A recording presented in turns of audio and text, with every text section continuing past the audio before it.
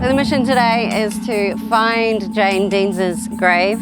So I know a little bit about Jane and her life, but I'm really keen to learn a whole lot more. Jane and her husband John are both buried here. Ah, and there's Jane.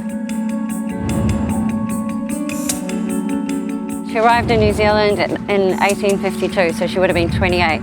Died at Riccarton, January 19th, 1911, aged 87. Wow. Good innings, Granny. Your great-great-grandmother came over the bridle path from Littleton, zigzagged down Heathcote Valley, down Bridle Path Road, all the way into Riccarton, over there. A number of years ago I met Rick Tower, who's a Ngāi Tahu elder. So he said, "Oh, your family and my family had a good thing going till the English got here."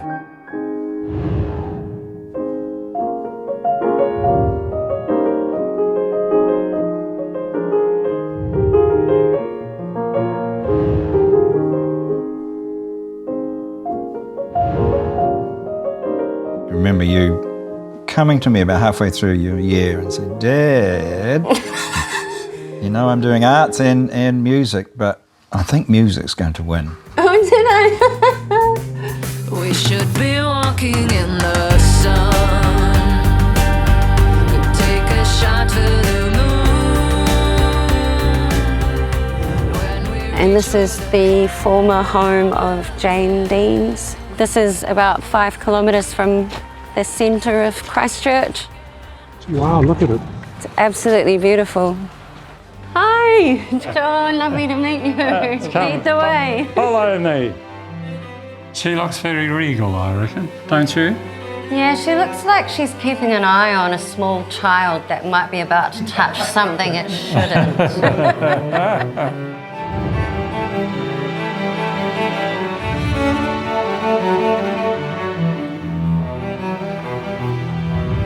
How long did you have to wait? She had to wait 10 years for him. I wouldn't have waited. They were married and she became pregnant soon after? I would say so, yes, she did. Jane came from a very, very grand place in Scotland to that little cottage out there. I remember coming in here on school trips as a kid and thinking it was freezing, and it's still freezing.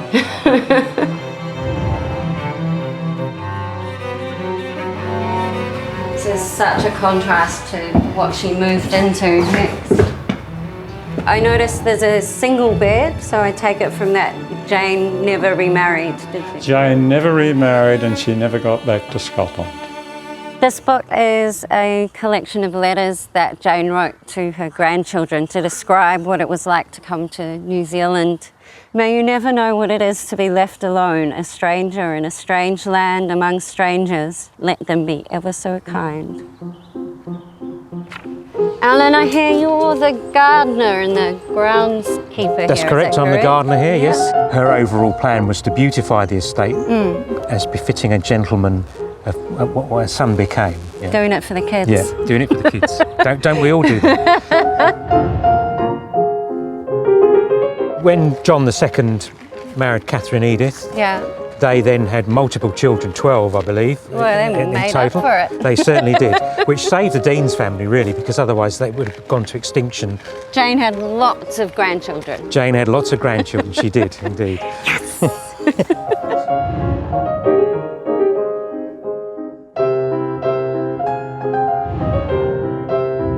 It's a predator-proof fence designed to stop all animals and some humans from getting in. So this is the last surviving segment of bush on the Canterbury Plains, about 15 acres. What's the predominant tree in here? Well, there's all kinds of different trees, but I suppose the most predominant is the kahikatea. Some of the trees have been dated to about 600 years old. Give you a hug. A whole lot of respect for this woman who gave up everything in Edinburgh for love, and then came to this crazy new country and effectively started a dynasty.